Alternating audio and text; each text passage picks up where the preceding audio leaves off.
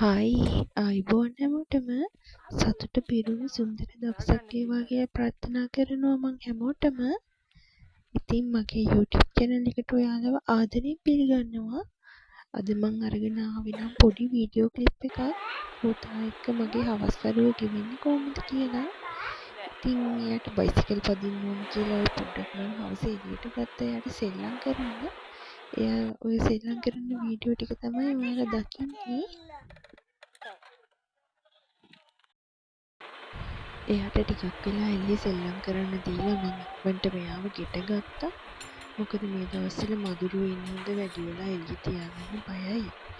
එයා එක්කම ගිහිල්ලා මල් ටිකකුත් කඩන් ඇවිල්ලා අපි දෙන්න පහන තිබ්බා. මල් කඩන වීඩියෝ එක රෙකෝඩ් වෙලා නැහැ. බුදු පහන තියාගත්තා. ආයෙ වෙද්දිම මම සාමාන්‍යයෙන් පහන තියනවා. තියලා පුතා එක්කම බුදුන් වැඳලා මම ඉක්මනටම රැට කෑම හදන්න ගියා. අද නම් ලොකු දෙයක් හදාගන්නේ නෑ. මේ ජාති දෙකයි හදාගන්නේ. එළවලු බතක් හදලා මේ රසට චිකන් කරියක් හදන්න තමා මං ඉන්නේ. ඔය දැන් මුලින්ම එළවලු බත හදන්න යන්නේ මම. ඒකට රම්පි කරපිංචා, ඉඟුරු, සුදු ලූණු, රතුරු ලූණු, අමු මිරිස් ඔක්කොම මං තෙලට දාගන්නවා.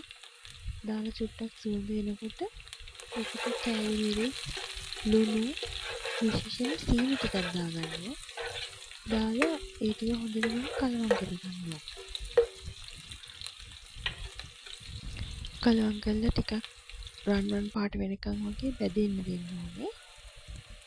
ඔයාලට ඔය පේන්නේ රන් පාට වෙනකන් මම බැදගන්න වීඩියෝ එක. කහ ටිකක් මම දාගත්තා. මට ඉස්සෙල්ලා කියන්න අමතකුණා ඒක. එළවලු බතට කහ ටිකක් ආවම හරි ලස්සනයි. ලස්සන පාටක් එනවා.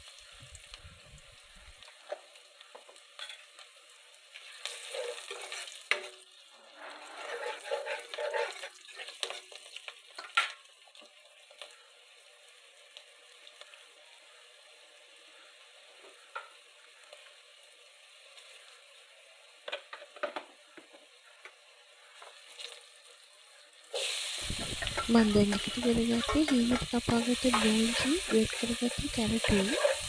අපි ගෙදර අද තිබ්බේ ඒ දෙක විතරයි. ඒ හින්දා මම ඒ දෙක දාලා ගත්තා. හැබැයි රසට තිබුණා. ඒක දාලා චුට්ටක් මේ ඒකත් බැදෙන්න දෙන්න ඕනේ තෙලින්. අර බෝන්චි වල තියෙන අමු රහ යනකම් චුට්ටක් බැදෙන්න ඕනේ. මොකද මේ මගේ හස්බන්ඩ් එච්චර අමු රසයට කන්න කැමති නෑ. ඒක චුට්ටක් මම ෆ්‍රයි කරලා ගන්නවා ඒක.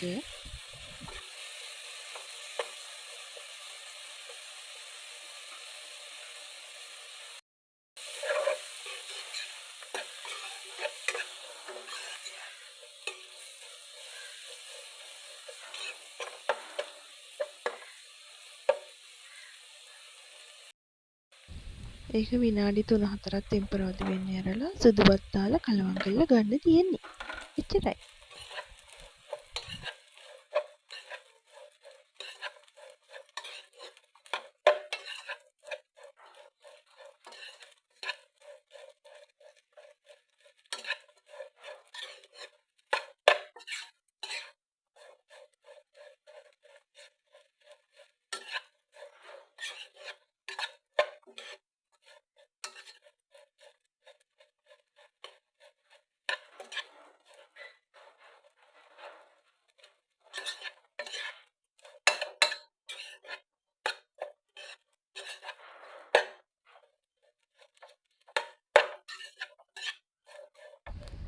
මං එහා ලිපේ රසවරස චිකන් කරි එකකුත් හදාගත්තා.